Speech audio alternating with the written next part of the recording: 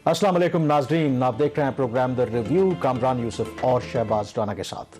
The review में हम पाकिस्तान की मईशत, खारजा अमूर और नेशनल सिक्योरिटी से जुड़े मामलात पर बात करते हैं। सबसे पहले आपको नया साल मुबारक और नए साल के आगाज़ में एक अच्छी खबर आपको देते हैं और वो है कि हुकूमत पाकिस्तान ने जो LPG है उसकी कीमतों में कमी का ऐलान किया और 6 रुपये फ़ी किलो जो LPG की कीमत है वो इस माह उसमें कमी का ऐलान किया गया है। इट्स अ पॉजिटिव न्यूज़, लेकिन साथ ही जाहिर है कि ये तो अच्छी खबर है, लेकिन जो बुरी खबरों का सिलसिला है वो थमने को नहीं है। हुकूमत के अपने जो आदाद शुमार आज सामने आए हैं उसके तहत दिसंबर में जो महंगाई की शरह रही है वो गुज़श्ता 23 माह में उसकी बुलंद तरीन सतह यानी कि 12.3% महंगाई की शरह रिकॉर्ड की गई है। और उसके साथ ही हुकूमत ने जो नए साल का तोहफा दिया वो है पेट्रोल की कीमतों में इजाफा। तो शहबाज, जो महंगाई की ये जो इजाफा है ज़ाहिर है कि 23 साल की ये बुलंद तरीन सतह है,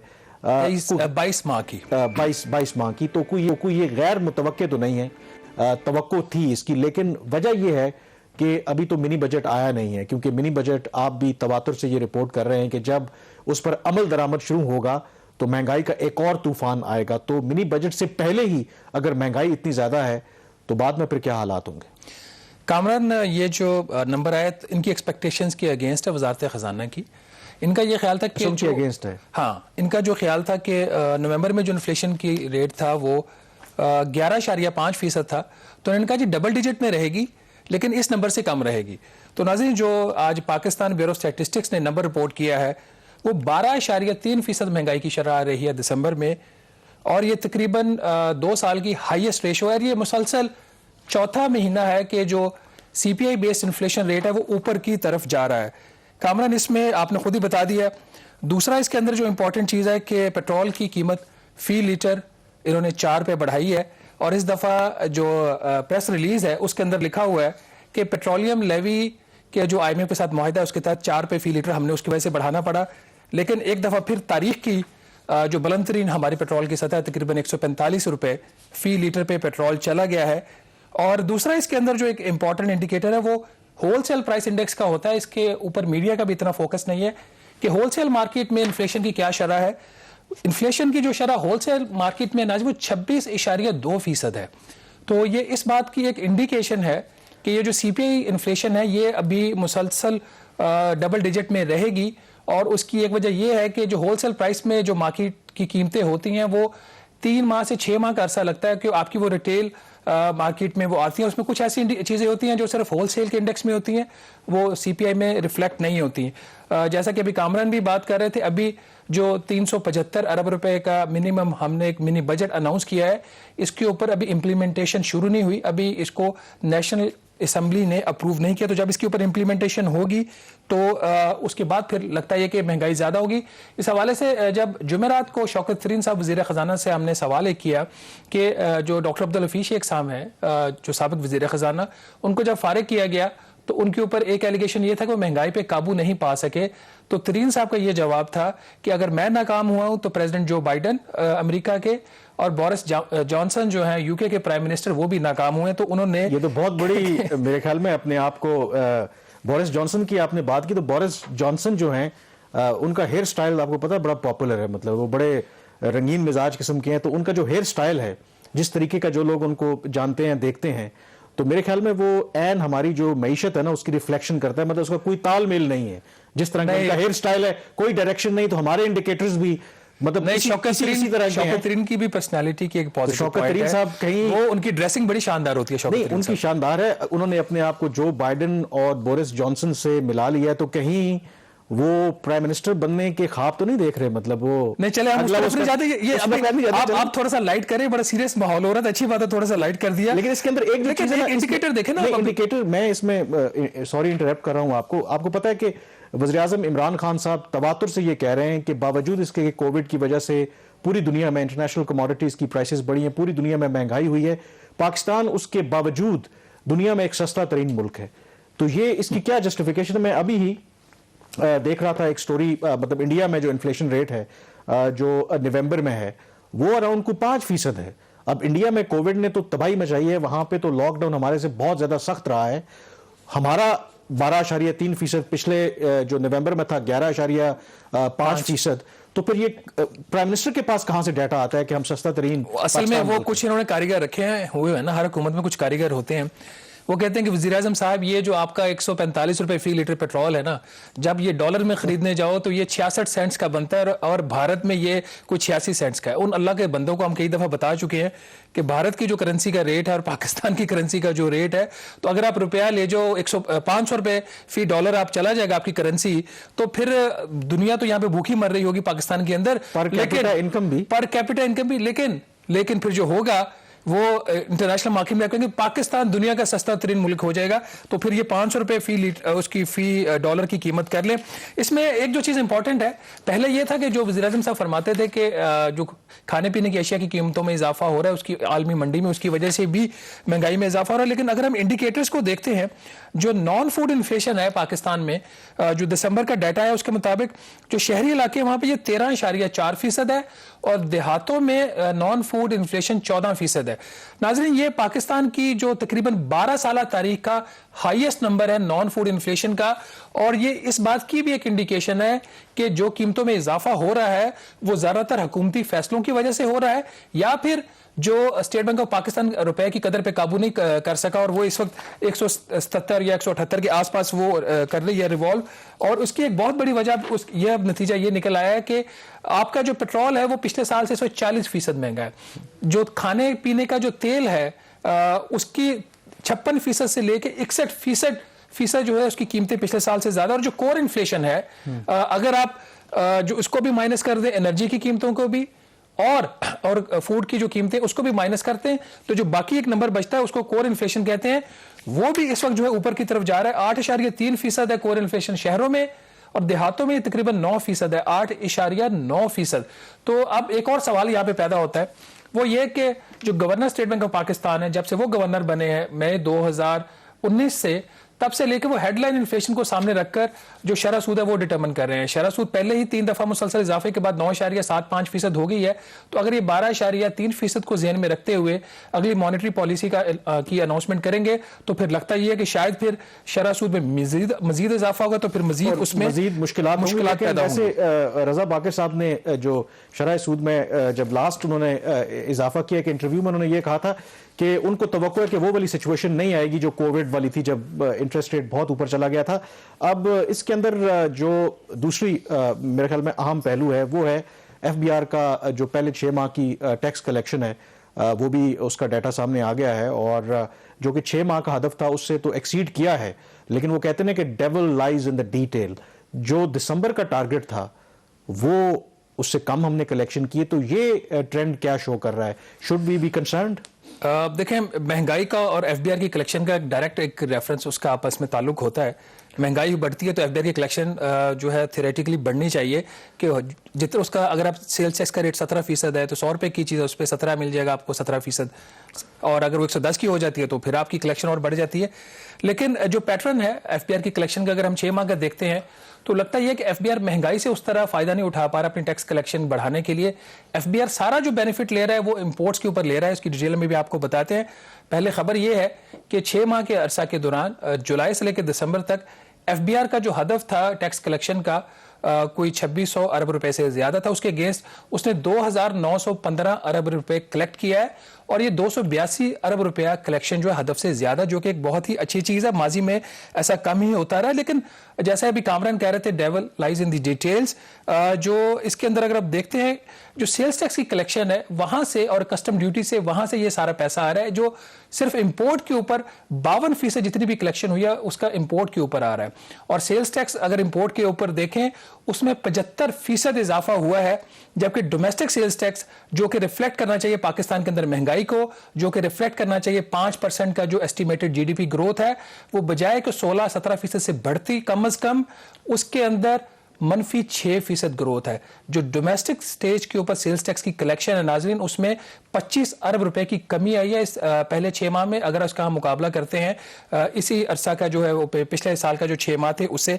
कामरान, जो आपने अभी जिक्र किया जो सिर्फ दिसंबर का नंबर का, ये IMF की ये जो हम मिनी बजट लेके आए ना, हम कह रहे थे कि हमारी कलेक्शन बड़ी अच्छी जा रही है, तो IMF हमारे साथ ज्यादती कर रहा है, हमें फोर्स कर रहा है मिनी बजट लेके आने पे। लगता है IMF ठीक था, हम गलत थे, हुकूमत पाकिस्तान गलत थी, क्योंकि IMF का ये कहना था कि अगर आपकी इंपोर्ट्स कम होना शुरू हुई तो आपकी जो कलेक्शन है वो ड्रॉप हो जाएगी, और उनके सारी आपकी इंपोर्ट लेड कलेक्शन है। और एग्जैक्टली वही हुआ। दिसंबर का जो हदफ था वो 617.4 अरब रुपए था FBR की कलेक्शन का, और जो प्रोविजनल नंबर अभी तक आया वो 1-2 अरब ऊपर नीचे हो सकता है, वो 595 अरब रुपए की इसके अंदर जो कलेक्शन है। और नाज़रीन, इसमें जो इंपॉर्टेंट चीज़ ये है कि जो इनकम टैक्स है, जिसके ऊपर वज़ीर-ए-आज़म इमरान खान साहब बड़ी मुबारकबाद देते हैं FBR को कि जी 32% की ग्रोथ है। जो दिसंबर का इनकम टैक्स का हदफ था 310 अरब रुपए का, उसके मुकाबले में FBR ने जो कलेक्शन की है वो सिर्फ 257 अरब रुपए की है। अभी भी ये पिछले साल से तो ज्यादा, लेकिन हदफ से ये इनकम टैक्स की कलेक्शन कम है। यहां पे भी जो ट्रेंड है, सेल्स टैक्स से FBR को फायदा हुआ और कस्टम ड्यूटी का भी टारगेट अचीव हुआ है। और सेल्स टैक्स के अंदर भी एक और जो चीज यहां पे थोड़ा सा मेरे लिए एक मैटर ऑफ कंसर्न है कि जब से ये FBR के नए चेयरमैन हैं अशफाक साहब, इन्होंने एक पॉलिसी थी इनकी, और जो कि बड़ी अच्छी थी, कि ना ये रिफंड रोक रहे थे और ना ये जो एडवांसेस हैं वो अनड्यू वो ले रहे थे। लेकिन अगर मैं दिसंबर का नंबर्स देखता हूं FBR के, तो इसके अंदर मुझे रिफंड्स भी कम जारी हुए नजर आते हैं, और जो ओवरऑल जो कलेक्शन है वो भी नीचे जा रही है। तो it is a matter of concern. बहरहाल ओवरऑल जो परफॉर्मेंस ठीक है। अब इसके अंदर एक और चीज कामरान जो आ गई लास्ट में, वो ये है कि ये जो जितनी भी कलेक्शन के नंबर्स हैं, ये जो पार्लियामेंट ने टैक्स कलेक्शन का हदफ अप्रूव किया था 5,829 अरब रुपए का, उसके ऊपर है। अब ये जो मिनी बजट आ रहा है उसके बाद FBR की जो कलेक्शन का सालाना हदफ है वो कोई 350 अरब रुपए से ऊपर जाएगा। तो जब वो ऊपर जाएगा तो फिर क्या ये कलेक्शन ऐसे ही रहेगी? क्या ये जो 282 अरब रुपया FBR ने पहले 6 माह में अपने हदफ से हासिल किया है, तो जब ये टारगेट रिवाइज होगा 350 अरब रुपए से, तो ये इसका क्या ट्रेंड होगा, ये हम आइंदा आने वाले जो माह उसमें देखेंगे। चलें यहाँ पर एक ब्रेक, और ब्रेक के बाद एक और अहम डेवलपमेंट जो इस हफ्ते हुई, वो जो स्टेट बैंक के हवाले से नया कानून लाया जा रहा है, वो बिलाखिर कौमी असम्बली में पेश कर दिया गया है। और उस हवाले से जो इंडिपेंडेंट एक्सपर्ट्स हैं वो अपने एतराज़ात, और अपोजिशन भी अपने एतराज़ात तो कर रही थी, वज़ीर-ए-आज़म ऑफिस की तरफ से भी कुछ एतराज़ात किए गए। तो क्या उन एतराज़ात को माना गया या मुस्तरद किया गया? ब्रेक के बाद उस पर बात करेंगे।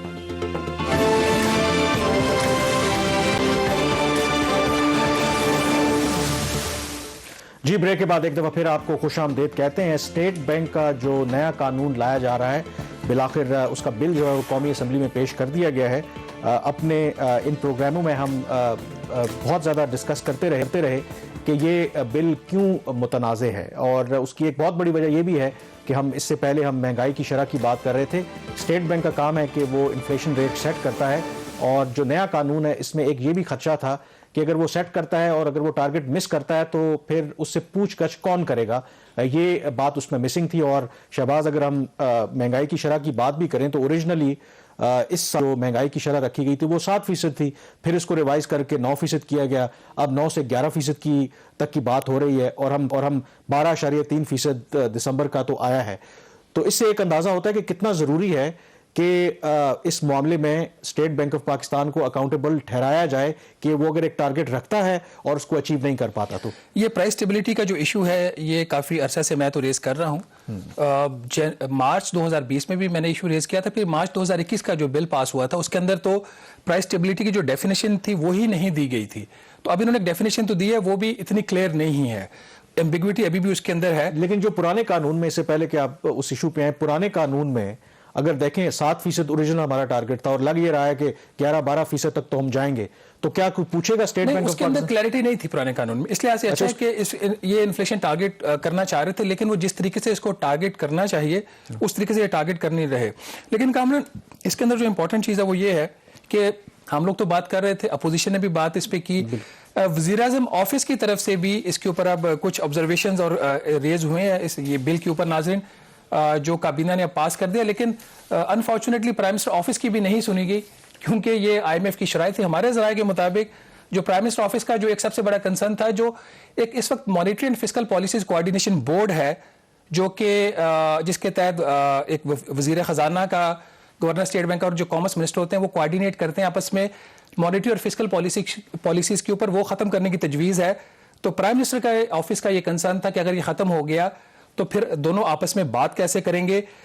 इसका मतलब ये है कि ये जो बिल अभी पास किया है काबीना ने खुद और ये नेशनल असम्बली में पेश हो गया, इसके ऊपर वज़ीर आज़म साहब का जो दफ्तर है वो भी इतना कोई खुश नहीं है। इसका उनका ये ख्याल ये है कि एक नया लियाज़ों ऑफिस कायम किया गया है बिटवीन फाइनेंस मिनिस्टर और governor state bank of Pakistan, उससे ये कोऑर्डिनेशन हो जाएगी। लेकिन दो शख्सियात के दरमियान बात करना और एक इंस्टीट्यूशनल अरेंजमेंट का होना, इन दोनों में ज़मीन आसमान का फ़र्क है। तो उस लिहाज से ये बिल को बेहतर रिफ्लेक्शन नहीं दे रहा। एक और जो इतराज़ वज़ीर आज़म ऑफिस का सामने आया है वो ये है कि वो जो गवर्नमेंट की बोरोइंग है, ये एक बहुत बड़ा कंसर्न बन गया है कि जो नया कानून अभी पेश हुआ है उसके तहत जो बिल है, हुकूमत Pakistan state bank of Pakistan से कर्जा नहीं ले सकेगी, उसके ऊपर मुकम्मल पाबंदी होगी। इसके ऊपर वज़ीर आज़म के दफ्तर के काफ़ी सीरियस कंसर्न्स हैं नाज़रीन। उसमें एक उनका कंसर्न ये था कि अगर ये बोरोइंग मुकम्मल बंद हो जाती है तो उसका फिर जो गवर्नमेंट जो सॉवरेन गारंटीज इशू करती है उसके ऊपर कोई इम्पैक्ट आ सकता है या नहीं हो सकता है, क्योंकि आपको हर चीज़ को पीछे से आप सपोर्ट करना है। तो फिस्कल डिसिप्लिन है, अगर करना है तो फिर सॉवरेन गारंटीज भी उस फिस्कल डिसिप्लिन में आती है, उसके ऊपर इम्पैक्ट आएगा। जो एक और जो चीज़ है कि क्या हुकूमत पाकिस्तान जो कर्ज लेगी अब कमर्शियल बैंकों से, उसके बाद जो हुकूमत पाकिस्तान की जो फिस्कल सस्टेनेबिलिटी और उसकी कॉस्ट ऑफ बोरोइंग है उसके ऊपर क्या इम्पैक्ट आएगा। क्योंकि इस वक्त होता यह है कि अभी अगर जो कमर्शियल बैंक से कर्जा लिया जाता है वो स्टेट बैंक का जो रेट है उससे कोई 1.5 से 2% ज़्यादा होता है, और अगर जो स्टेट बैंक से कर्जा लिया जाता है वो इन अ वे हुकूमत पाकिस्तान को उसके ऊपर जो इंटरेस्ट पे होता है वापस आ जाता है स्टेट बैंक के प्रॉफिट की शक्ल में उसका ज़्यादातर हिस्सा। ये कंसर्न था प्राइम मिनिस्टर के ऑफिस का, उसके ऊपर भी कोई खातिर ख्वाह उसको जवाब नहीं मिला।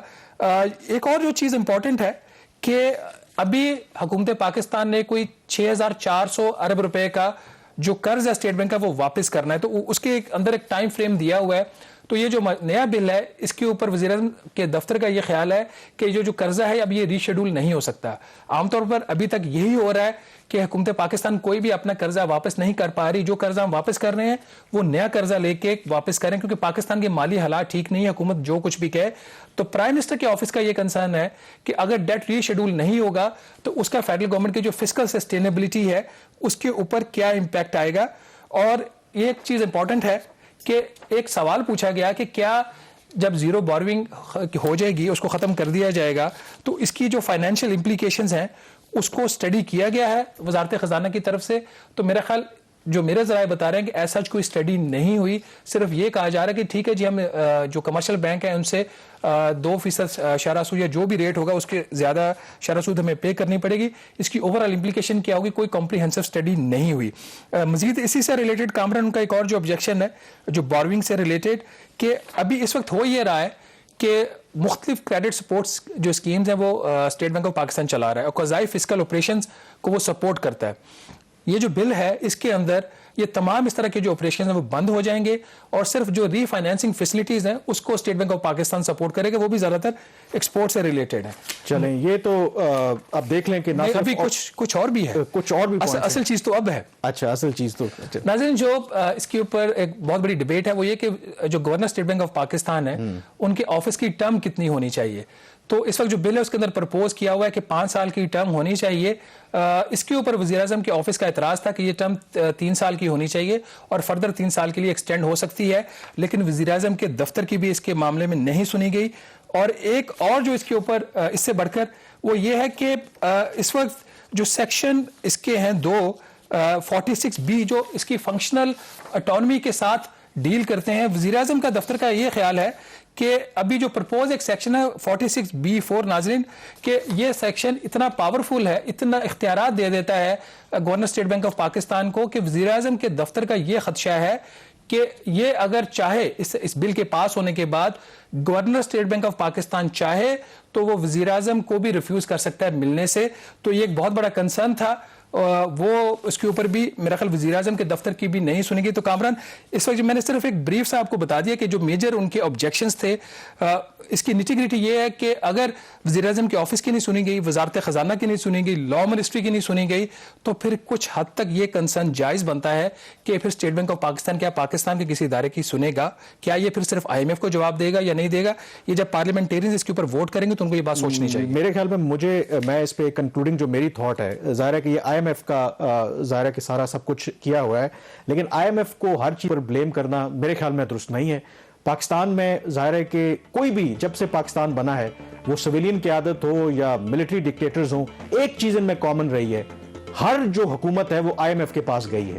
اب آئی ایم ایف کے پاس اگر آپ بار بار جائیں گے, اور ہر دفعہ ہم آئی ایم ایف سے ان کو لارا لگا کے پیسے تو ان سے لے لیتے ہیں, لیکن جو ریفارمز ہم نے کرنی ہے تھوڑے سے سٹیپ لیتے ہیں, ایک سٹیپ لیتے ہیں, 2 سٹیپ پھر پیچھے واپس چلے جاتے ہیں. اب وہ وہاں پر بات آ گئی ہے کہ آئی ایم ایف کو پتا ہے کہ اب اگر ان کو قرضہ دینا ہے, ان کا پروگرام بحال کرنا ہے, تو پھر اس طریقے سے کام نہیں چلے گا. اور یہی میرے خیال میں بنیادی وجہ ہے. یہ وہ ریفارمز تھیں جو ہمیں خود کرنی تھیں. اگر ہم خود یہ پہلے سے کر لیتے تو آج ہمیں اس طرح سے آئی ایم ایف سے ڈکٹیشن لینے کی ضرورت نہ پڑتی. اپوزیشن جس طریقے سے کہتی ہے کہ ہم نے آئی ایم ایف کے سامنے پاکستان کو گروی رکھ دیا ہے, ان اپوزیشن والوں کو یہ بھی نہیں پتا کہ انہی کی حکومتوں میں وہ بھی آئی ایم ایف کے پاس جاتے رہے. یہاں پہ بریک لیں گے اور اپوزیشن کے ایک اہم رکن ڈاکٹر مفتاح اسماعیل ہمیں جوائن کریں گے, ان کے سامنے یہ تمام معاملات رکھیں گے.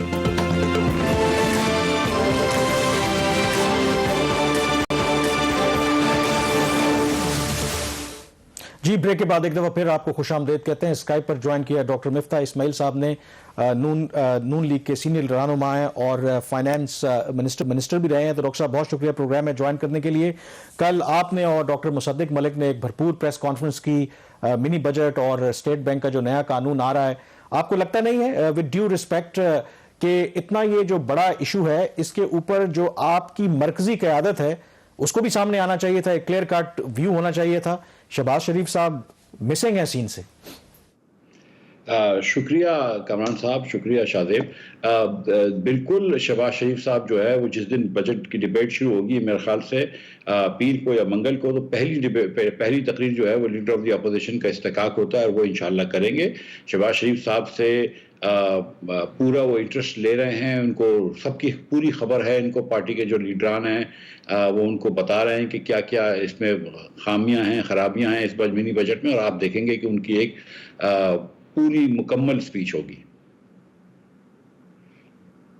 اچھا چلیں ڈاکٹر صاحب, یہ آپ نے ایک سیاسی جواب تھا, سیاسی سوال تھا اس کا. جو اصل چیز ہے, ابھی جو اسٹیٹ بینک آف پاکستان کے اوپر ایک کرٹیسزم آ رہا ہے, اس میں جو بنیادی سوال یہ ہے, اور جو کہ بیس بھی ہے کہا جاتا ہے اس بل کی, جو اتنا ہم کہتے ہیں کہ سخت بل ہے, کہ جب پی ایم ایل این کی حکومت تھی 15 ارب ڈالر کے غیر ملکی زر مبادلہ کے ذخائر ضائع کیے گئے روپے کی قدر کو اضافہ کرنے کے, اور آپ کی حکومت نے بے تحاشا بورونگز کی اسٹیٹ بینک آف پاکستان سے.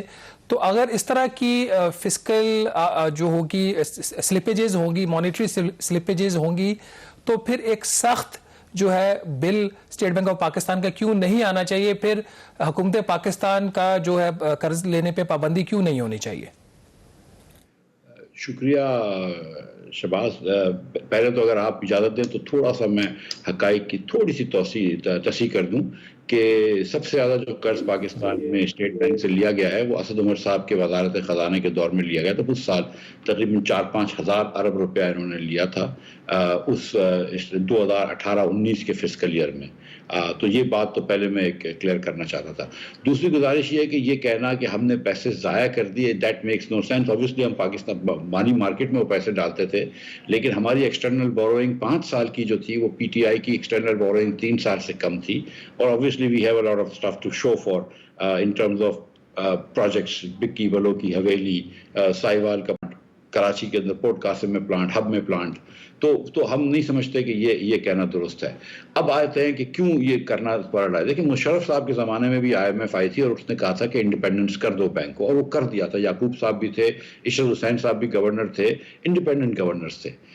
اسٹیٹ بینک کی دو اسینشیل پالیسیز ہوتی ہیں یا کسی بھی سینٹرل بینک کی. ایک وہ بینکنگ ریگولیشن کرتا ہے اور ایک مانیٹری پالیسی کرتا ہے. بینکنگ ریگولیشن میں اس کو کمپلیٹ انڈیپینڈنس ہونی چاہیے. ہم اس میں بالکل اس میں کوئی انٹرفیئرنس کرنے کی ہم نہیں وہ کر رہے اور اس میں ہم کو کوئی آبجیکشن نہیں ہے. تو ریگولیٹر کو آپ انڈیپینڈنٹ کر دیں وہ ٹھیک ہے.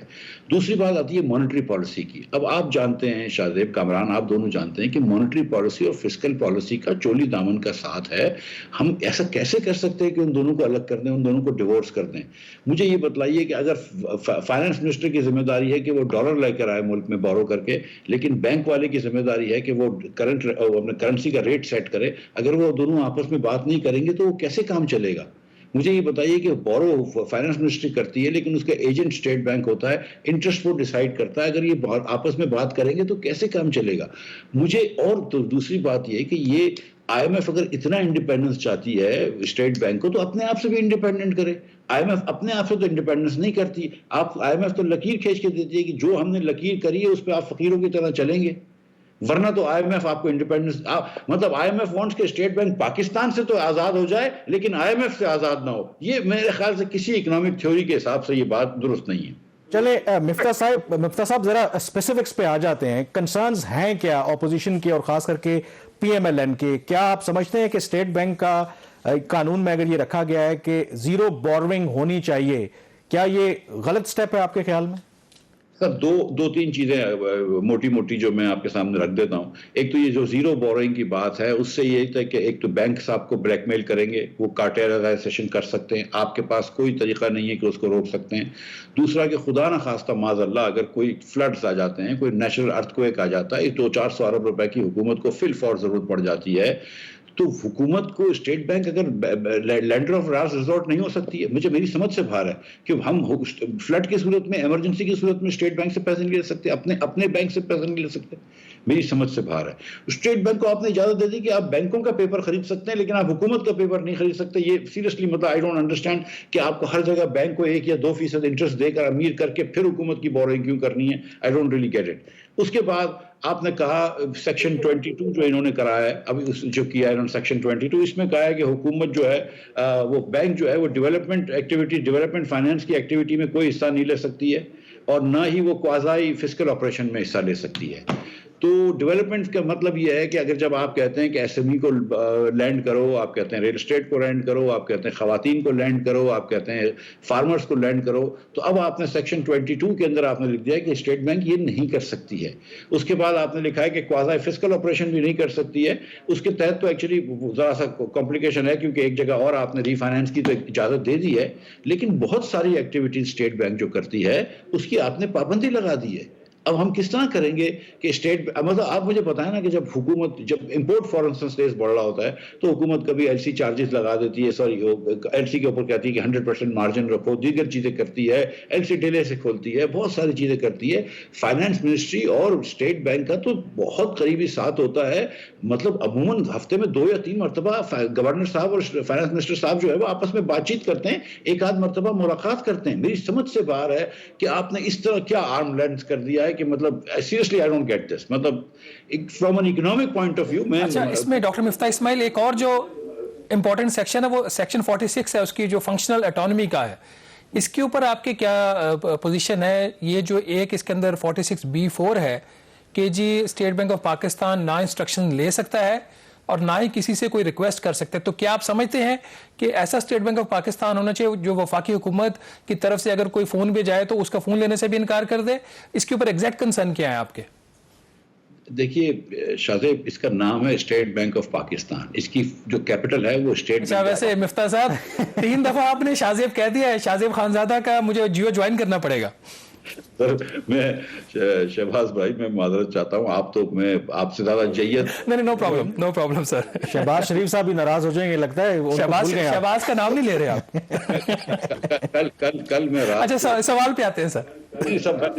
یہ بات کر لوں کہ شریف میرے باس کا نام ہے تو مجھے باس کا نام لیتے ہوئے بھی ڈر لگتا ہے, تو آپ کو میاں صاحب نہ بولنا شروع کر دوں میں.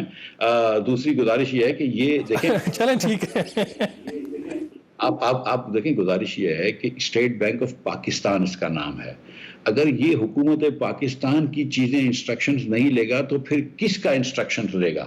مجھے یہ بتائیے نا کہ اگر آج فلڈ آئے گا اور فائنانس منسٹر بولے کہ بھائی مجھے 300 ارب روپے ابھی چاہیے, مجھے این ڈی ایم اے کو دینا ہے, مجھے پروونشل گورنمنٹ کو دینا ہے, تو میں کیا کروں گا؟ مجھے سیریسلی آئی ڈونٹ انڈرسٹینڈ کہ اگر میں اپنے بینک کو یہ نہیں کہہ سکتا ہوں تو میں کس کو یہ کہہ سکتا ہوں کہ وہ پھر دوسری بات جو میں نے آپ سے گزارش کری نا کہ اس قسم کی پالیسی کر رہے ہیں, مجھے پوری دنیا میں ایک ایویڈنس دکھا دیں کہ جہاں پہ انٹرسٹ ریٹ بڑھانے سے. ڈاکٹر صاحب ویری کوئکلی, ہمارے پاس ٹائم تھوڑا رہ گیا ہے, آپ کی اسٹریٹجی اس بل کو روکنے کے لیے کیا ہوگی؟ کیا آپ اس بل کو روکنے کی کوشش کریں گے یا اس میں ترامیم لے کے آئیں گے؟ اور اگر آپ نہیں روک پاتے تو کیا جب آپ اقتدار میں آئیں گے تو اس کو ریورس کریں گے؟ دیکھیے میں آپ کو یہ تو گارنٹی کر رہا ہوں کہ اللہ تعالیٰ نے جب ہم کو یہ موقع دیا تو ہم اس کو ریورس کر دیں گے. اس ڈریکونین بل کو ہم نہیں رہنے دیں گے. اس میں سے جو, اور ہم ابھی بھی میں آپ کو بتا رہا ہوں کہ دیکھیں یہ پی ٹی آئی کی حکومت نیگوشیٹ نہیں کرتی, وہ کوشش کرتی ہے ادھر ادھر سے فون کروا کے اپنے بل کو منوہن اپروو کرانے کی, لیکن اگر پی ٹی آئی کی حکومت چاہتی ہے تو we are willing to sit with them. آج بھی اللہ کی قسم آج بھی ہم بیٹھ جائیں گے ان کے ساتھ اور ہم ان کو بولیں گے دیکھو یہ شٹ غلط ہے, یہ شٹ غلط ہے. میں آپ کو دکھا چکا ہوں کہ سیکشن 22 کے اندر جو امینڈمنٹ لے کے آ رہا ہے وہ مختلف ہے بنسبت جو پیچھے انہوں نے کہا ہے کہ ہم کو آزاد آپریشن الاؤ کریں گے. اس میں بہت سارے لکونہ ہیں, اس بل میں بہت ساری انوملی ہیں. اگر وہ بیٹھیں ہم ان کے ساتھ بات کریں گے. آپ نے بڑی ایک پازیٹیو بات کی ہے کہ آپ بیٹھنے کے لیے تیار ہیں حکومت کے ساتھ, اور آج ہی فواد چودھری صاحب نے نئے سال کے موقع پر ایک ٹویٹ بھی کیا جس میں اپوزیشن کو وہ دعوت دے رہے ہیں کہ آئیں مل کر جو اس طرح کے معاملات ہیں ان پر بات چیت کے ذریعے ایک اتفاق رائے پیدا کریں. تو ڈاکٹر مفتاح اسماعیل صاحب نے ایک آفر دی ہے, لیٹ سی کہ کیا گورنمنٹ اس کو ایکسیپٹ کرتی ہے, خاص کر کے اسٹیٹ بینک کا جو مجوزہ قانون آ رہا ہے. یہاں پہ بریک لیں گے اور بریک کے بعد تذکرہ کریں گے کہ کیوں ایک دفعہ سے پھر پاکستان میں دہشت گردی کے واقعات میں اضافہ ہو رہا ہے. جی بریک کے بعد ایک دفعہ پھر آپ کو خوش آمدید کہتے ہیں. گزشتہ چند سالوں میں جو ہم نے دیکھا کہ پاکستان میں جو سیکیورٹی کے حالات ہیں وہ بہت بہتر ہوئے, اور اس کی ایک بہت بڑی وجہ ہے کہ ہم نے جو پرانے قبائلی علاقے تھے اور سیٹلڈ ایریاز میں بھی جس طریقے کی دہشت گردی کے خلاف کارروائیاں کی, اس کے نتیجے میں کافی حد تک دہشت گردی کے واقعات میں کمی دیکھنے کو ملی. لیکن 2021 ایک ایسا سال رہا جس میں ایک دفعہ پھر جو دہشت گردی کے واقعات ہیں اس میں ہمیں اضافہ دیکھنے کو ملا. ایک رپورٹ جو منظر عام پہ آئی ہے وہ Pakistan institute for conflict and security studies Islamabad ایک بیسڈ تھنک ٹینک ہے, جو ان کے اعداد و شمار بتا رہے ہیں کہ 2020 کے مقابلے میں 2021 میں پاکستان میں دہشت گردی کے واقعات میں 56% اضافہ ہوا ہے, اور ایک سال کے دوران 294 دہشت گردی کے واقعات ہوئے جس کے نتیجے میں 388 افراد جاں بحق ہوئے اور 600 سے زائد افراد زخمی ہوئے. اسی طرح سے ایک سال میں دہشت گردی کے واقعات کے نتیجے میں 192 جو سیکیورٹی اہلکار ہیں وہ شہید ہوئے ہیں, اور 2020 کے مقابلے میں اگر آپ دیکھیں تو یہ 66% زیادہ ہلاکتیں ہوئی ہیں. اسی طرح سے جو سیکیورٹی فورسز ہیں 2021 میں دہشت گردوں کے خلاف اپنی کارروائیاں جاری رکھی, اور اس کے نتیجے میں اس رپورٹ کے مطابق 188 دہشت گرد ہلاک کیے گئے اور 220 افراد جو ہیں وہ گرفتار ہوئے. اس میں جو اہم پہلو ہے کہ دہشت گردی کے واقعات میں باوجود اس کے کہ کالعدم تحریک طالبان پاکستان نے 1 ماہ کی جنگ بندی کا اعلان بھی کیا, اس کے باوجود دہشت گردی کے واقعات میں اضافہ ہوتا رہا. سوائے سندھ اور گلگت بلتستان کے باقی تمام جو علاقوں میں دہشت گردی کے واقعات میں اضافہ ہوا, اور جو سب سے زیادہ متاثر ہوا صوبہ وہ بلوچستان کا ہے جس میں 103 واقعات ہوئے دہشت گردی کے جس کے نتیجے میں 170 افراد جاں بحق ہوئے. تو شہباز اس میں جو سب سے اہم پہلو ہے, اس رپورٹ میں بھی اس کا ذکر کیا گیا ہے کہ جیسے ہی افغانستان کے اندر مئی 2021 میں غیر ملکی افواج کا انخلاء شروع ہوا اور طالبان کا اوفینسو تیز ہوا, اسی دوران پاکستان میں دہشت گردی کے واقعات میں بھی اضافہ ہونا شروع ہوا.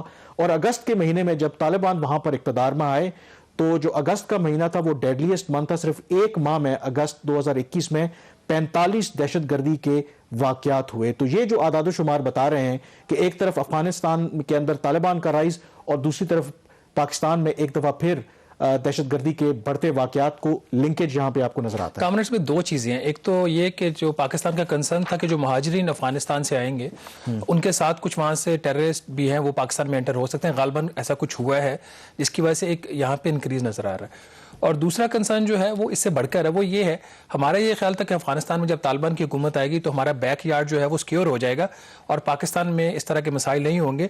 تو پاکستان کے جو نیشنل سیکورٹی کے ادارے ہیں ان کو اس بات کا جواب دینا چاہیے کہ اب جو انکریز ہو رہا ہے ٹیررزم میں، اس کی کیا وجوہات ہیں، کیا ہماری جو وہ اسٹریٹجک ڈیپتھ والی پالیسی تھی وہ غلط ہے.